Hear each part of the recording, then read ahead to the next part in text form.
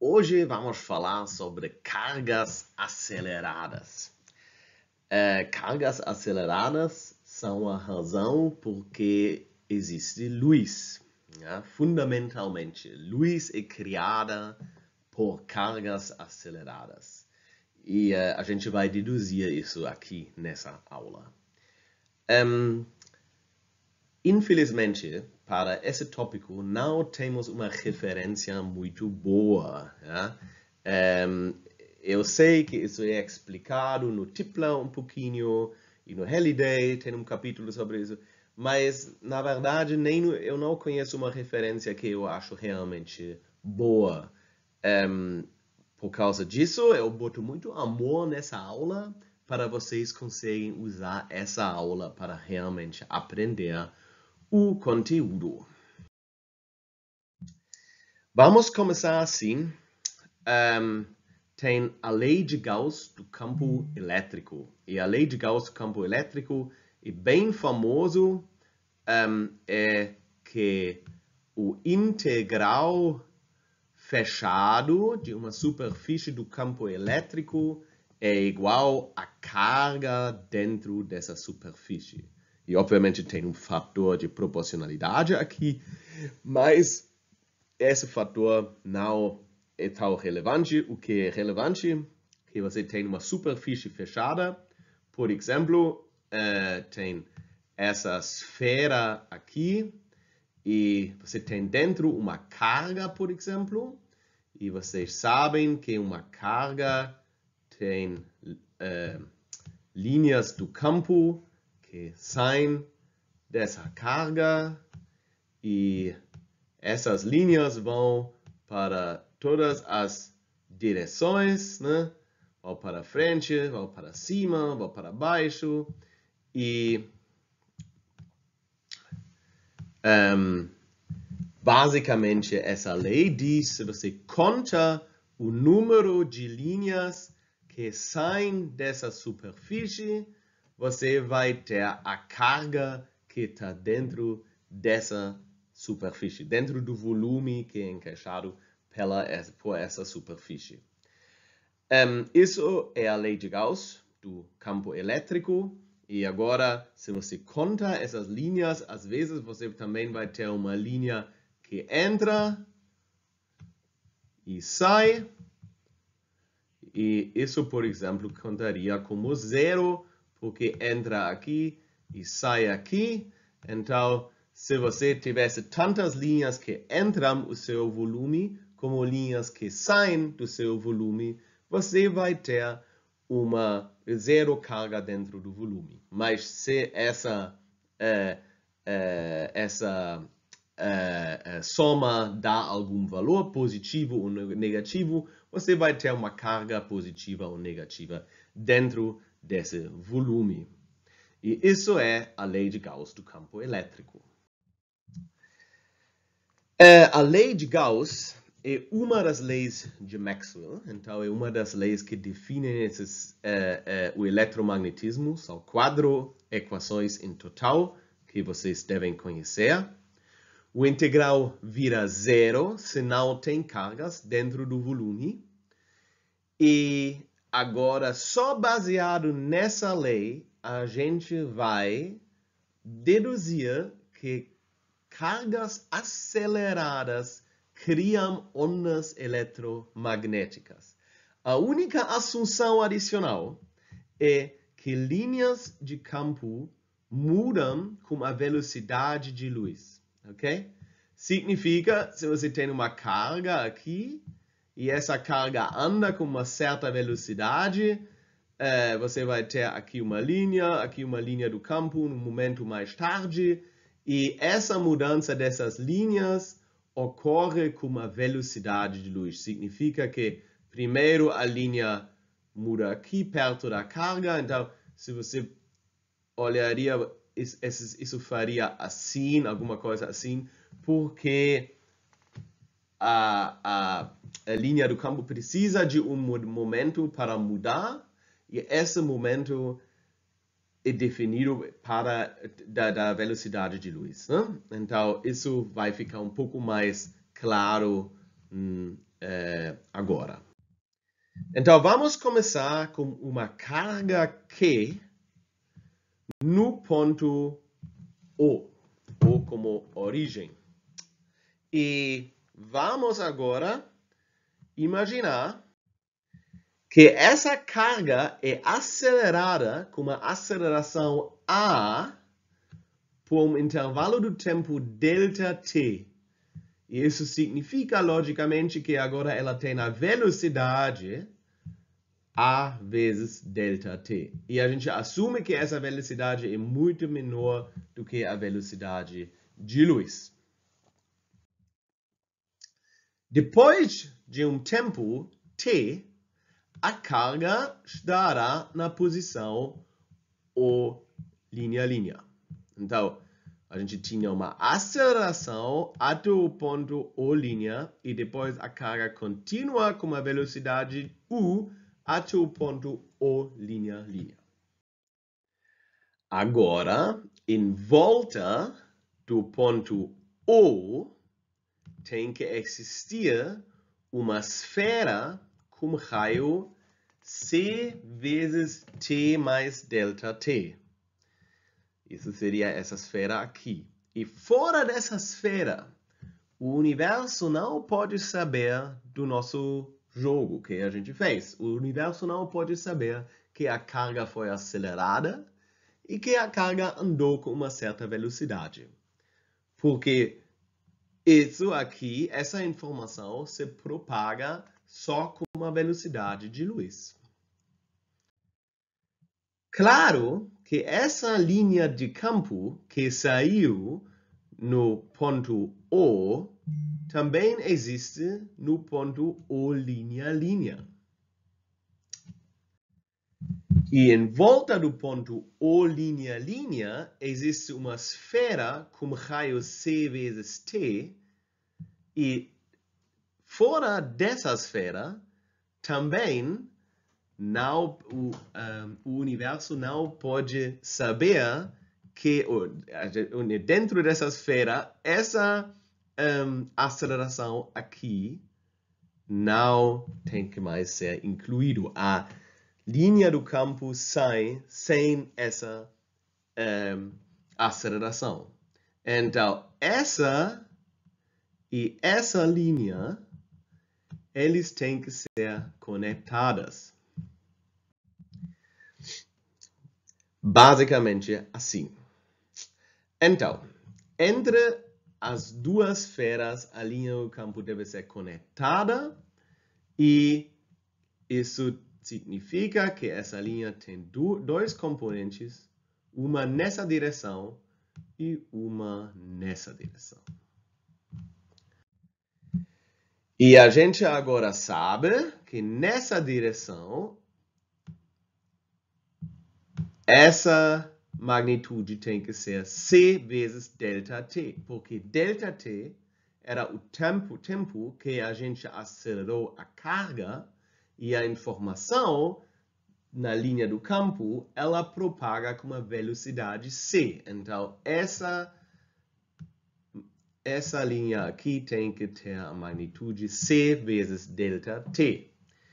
Enquanto essa linha tem que ter a magnitude U perpendicular vezes T. U perpendicular significa a componente da velocidade U que é perpendicular à direção da linha do campo. Ok, isso agora é bem simples porque, obviamente, o campo tem que ter a mesma geometria, significa que E perpendicular dividido por E paralelo, isso é o campo na direção perpendicular e no campo na direção paralela, tem que ser U perpendicular vezes T dividido por C vezes ΔT. Agora, U perpendicular tem que ser exatamente A perpendicular, significa a nossa aceleração, vezes ΔT. E assim o ΔT se corta e a gente chega na expressão A perpendicular vezes T dividido por C. Agora queremos saber o campo E perpendicular, porque esse campo aqui é o campo interessante, né? E paralelo não é tão interessante, porque E paralelo é exatamente essa linha do campo, basicamente. Mas esse E perpendicular, isso é uma nova entidade. Yeah? Então, queremos saber E perpendicular no lugar R, se isso aqui é R. Ok? Por causa disso, a gente substitui o nosso T por R dividido por C. E assim, a gente chega na expressão E perpendicular é igual a perpendicular vezes R dividido pela velocidade de luz quadrado vezes E paralelo. Mas E paralelo a gente sabe porque simplesmente a lei de Gauss. Né? A gente sabe da lei de Gauss, a gente pode deduzir a lei de Coulomb, que dá a nossa magnitude do campo elétrico, pelo menos da componente E paralelo, que é essa expressão aqui, Q dividido por 4π epsilon 0 R quadrada, Q sendo a carga, 4π epsilon 0 vezes R quadrada. E assim, a gente chega nessa expressão, A perpendicular vezes R dividido por C quadrada vezes a carga dividido por 4π epsilon 0 R quadrada. O R se corta e a gente tem agora uma expressão para E perpendicular. E a primeira coisa que vocês devem entender é que essa expressão cai com R. Né? Então, normalmente, a amplitude do campo elétrico cai com R quadrada. Mas essa amplitude, ela cai com R. R, isso é típico para ondas. Né? Porque ondas, a energia de uma onda é proporcional à amplitude quadrado e a energia tem que cair com R quadrado por razões geométricas. E por causa disso, Q sobre 4π epsilon 0 R mostra já que a gente provavelmente descobriu um tipo de uma onda aqui. Além disso, a amplitude é perpendicular à sua direção de propagação R. Isso, a gente sabe já, é também algo que é típico para ondas eletromagnéticas. Ondas eletromagnéticas são ondas transversais. Ok, então, E perpendicular é criada por uma carga acelerada ou decelerada. E isso é, de fato, radiação eletromagnética. Isso pode ser, por exemplo, luz.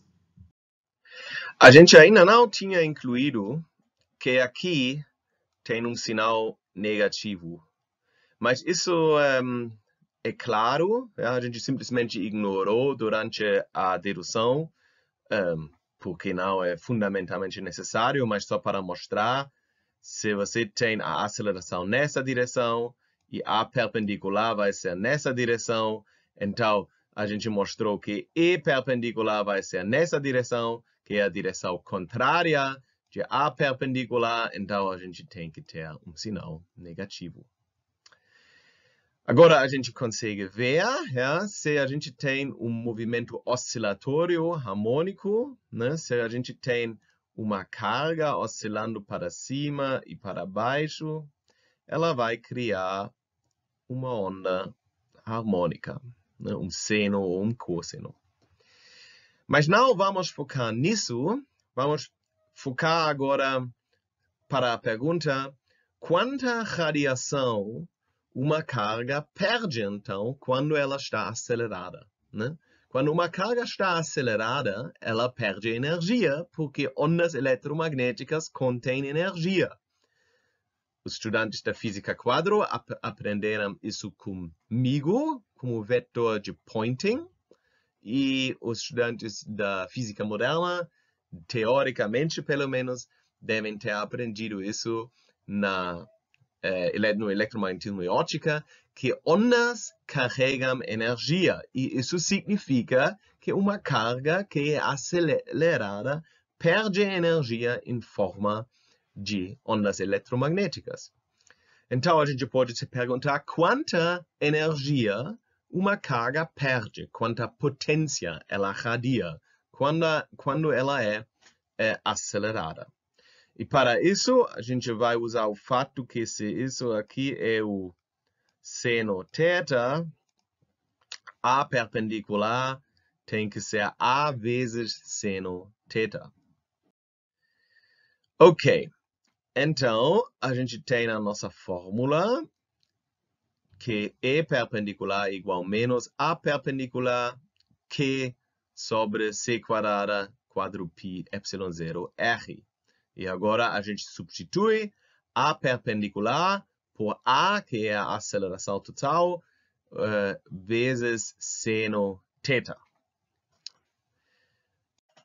Então, no lado dos estudantes da física quadro, na última aula, eles aprenderam que o vetor de Poynting é uma medida para a energia por metro quadrado radiada por uma onda eletromagnética.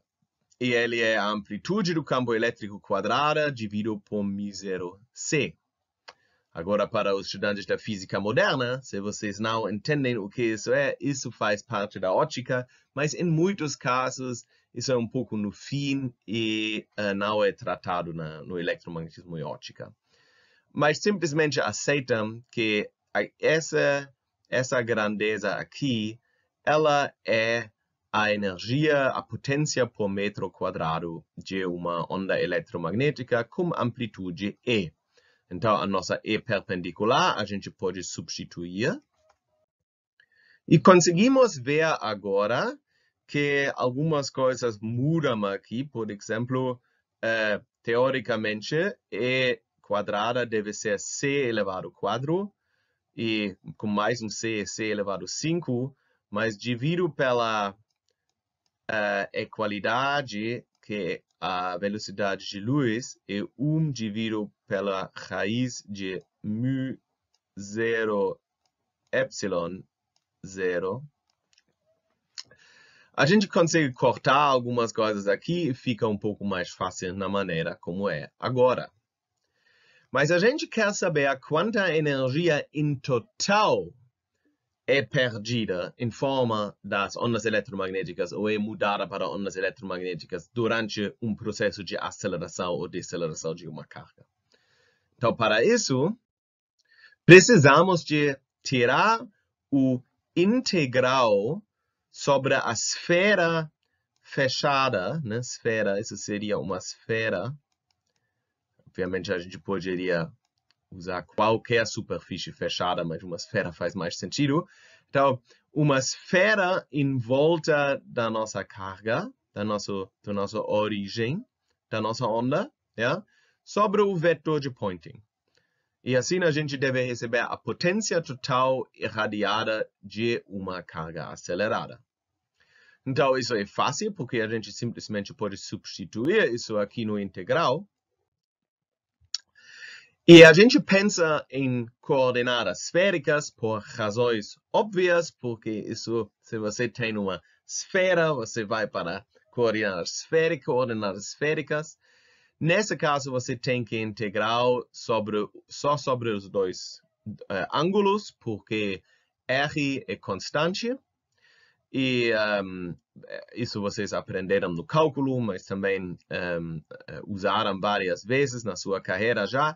Então, você pega o integral de φ0, de φ igual a 0 até 2π, da função R de φ, e θ de 0 até π, de R seno θ de θ.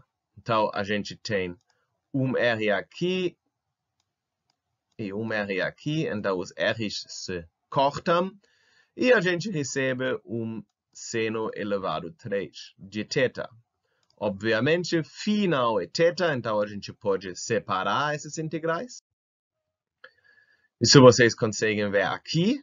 Então, essa integral é bem fácil para calcular, porque isso é integral de uma variável de 0 até 2π, que é simplesmente uma integral de 1, então isso é 2π. E se você tem esses 2π, agora a gente está aqui, você corta isso com esses 16π quadrada para 8π. E essa integral aqui é 4 sobre 3. Vocês podem calcular, isso não é tão complicado, ou vocês podem simplesmente acreditar. Então, isso leva para a gente o resultado final.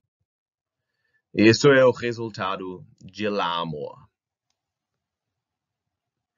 Então, o resultado de Larmor é extremamente importante. Isso é a carga, é a potência total radiada por uma carga. Então, sempre quando você tem cargas aceleradas, você vai perder energia ou ganhar energia, e isso vai ser dado pelo resultado de Larmor. Isso vai ser uma questão nas provas, isso é algo que eu gosto de perguntar. Então, a potência total irradiada é isso aqui.